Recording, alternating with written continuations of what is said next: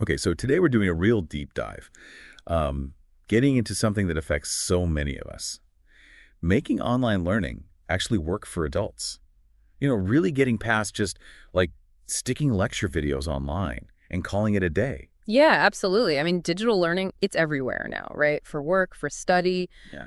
but the quality, the experience, well, that varies hugely. It really does. From amazing to just deeply frustrating. Uh-huh. And what makes that difference? That's the big question. Right, and that's exactly what the source material we're looking at today digs into. It's this big systematic literature review. Yeah, pulling together findings from, 48 different studies from the last 20 years or so? Exactly. So it's not just one person's opinion. They look specifically at what makes digital stuff engaging and effective for adult learners. Which is critical. It gives us a really solid, research-backed view of what's going on, moving beyond just anecdotes. And our mission really for this deep dive is to unpack those key insights for you. Figure out what the essential components are for good online adult learning. And maybe even more importantly, how they all kind of fit together. Because the main takeaway seems to be, it's not just about the information, the content you learn. No, it's also about how you feel during the process, how you connect with others, even how the whole thing might actually, change you. The paper itself puts the central question really clearly. It asks, basically, how can we design digital learning to bring together the cognitive, emotional, social, and transformative aspects? How do we weave those together to boost engagement and, learning outcomes for adults? That's the core question we're tackling. It's about designing for the whole learner. Exactly. Okay, so let's set the scene a bit. The source, this review, how did they arrive at these ideas? Well, they did a systematic review, like you said. They synthesized those 48 sources, looking for common themes, using thematic analysis. And that process led them to identify these four main dimensions we're going to talk about.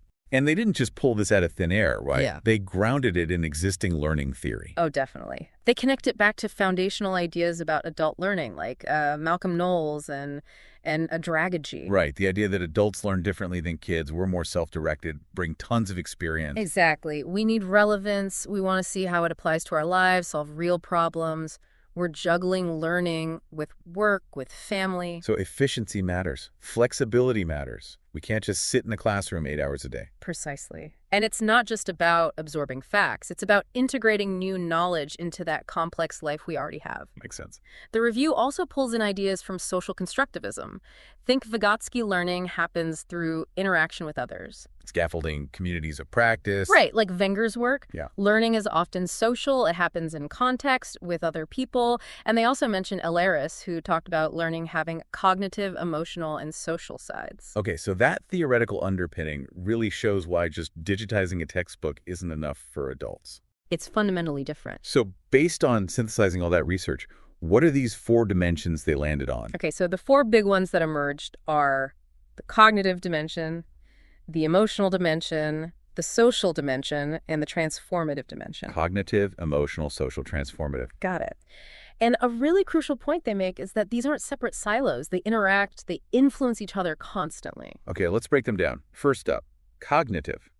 That sounds like the thinking part. That's a good way to put it. Yeah, focuses on mental processes, understanding how you build knowledge. Key ideas the research highlighted here include things like self-regulated learning. Meaning like managing your own learning, planning, keeping track. Exactly. Your ability to steer your own ship, so to speak, online. Also, metacognition, thinking about your own thinking. What strategies work for you? How are you learning best? Being aware of your own process. And cognitive load is a huge one. How much information can you handle at once? Good design manages that load, prevents overwhelm. Right, so you can actually process it. And then there's authentic problem solving, applying what you're learning to situations that feel real, that mirror what you might actually do with the knowledge. Okay, so if that's the focus, what does good cognitive design look like in an online course? The review points to practical things. Content needs to be well-structured, logical. Objectives should be crystal clear, you know where you're headed. No guesswork. Right. Including tasks that make you reflect, providing feedback that's useful and timely, using case studies or simulations based on real practice. It's like building in support for your brain's work.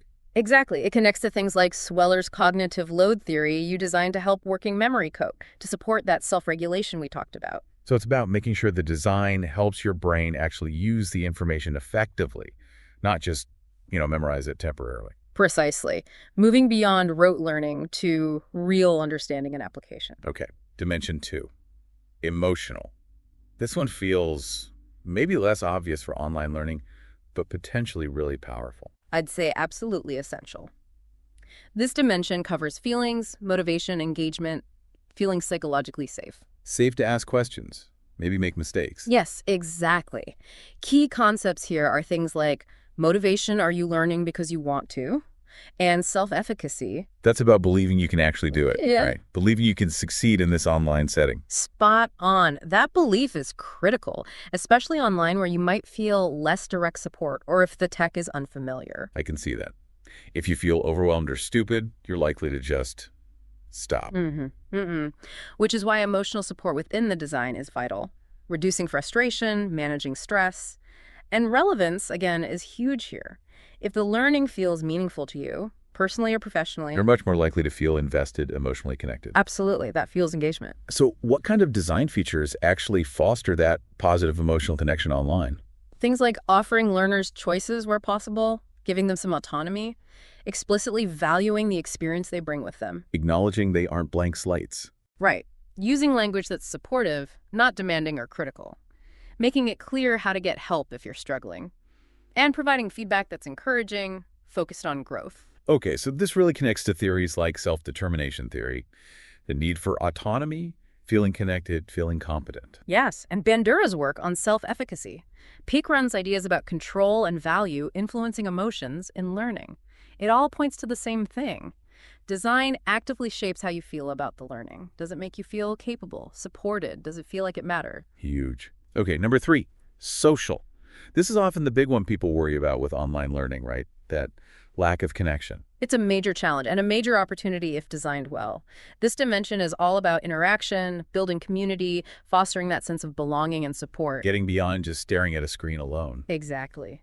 Key concepts are things like collaborative learning, actually working with others, getting support not just from the instructor, but from peers too, building a real sense of community and social presence. Feeling like there are actual people there. Yeah. Real people you're interacting with, sharing with, not just abstract usernames. Effective communication tools are obviously crucial for this. So how does design actually do that? How do you build community online? Well, the research points to things like structured group discussions, forums where real conversations happen, tasks that require collaboration, maybe shared writing or group projects, using both live sessions like video calls and asynchronous tools like discussion boards thoughtfully, maybe even peer mentoring opportunities. So intentionally creating spaces and reasons for people to connect. Precisely. It draws heavily on social learning ideas. Vygotsky, Wenger's communities of practice, the idea that learning is fundamentally social for many adults. It's about designing the environment so you can connect,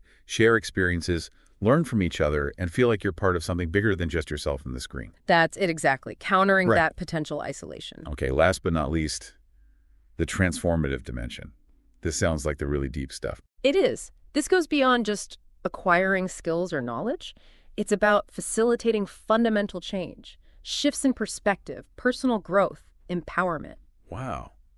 Okay, how does an online course even begin to aim for that? What are the concepts here? Well, a big one is critical reflection, design that prompts you to really examine your own assumptions, your beliefs, maybe things you've always taken for granted. Challenging your own thinking. Yes, often sparked by engaging with difficult ideas or what Mesereau called disorienting dilemmas, experiences that make you question your existing framework. This can lead to perspective transformation changes in your attitudes, how you see yourself, maybe even your whole worldview. That's huge. It is. It also includes empowerment, feeling you have more agency, more ability to act differently, and practical transformation, actually using what you learned to change how you do things in your life or work. Identity shifts can even happen. Okay, designing for that digitally must be incredibly difficult. What kind of design features support transformation? It's challenging, for sure.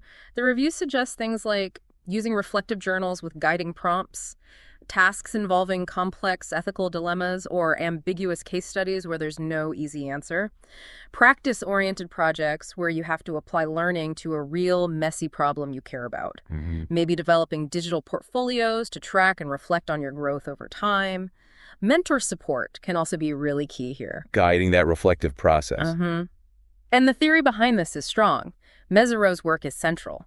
Also, people like Cranton, Frere on empowerment, Jarvis on identity. So this is where online learning potentially moves from just teaching you stuff to actually changing how you see the world or what you do in it. That's quite something. It really highlights the profound potential, doesn't it? And maybe the most important insight from the whole review is how these four dimensions, cognitive, emotional, social, transformative, are not separate. They're completely interwoven. They constantly influence each other. Right, like maybe a really good group project, that's the social part. It makes you feel more connected and supported, that's emotional. Yeah.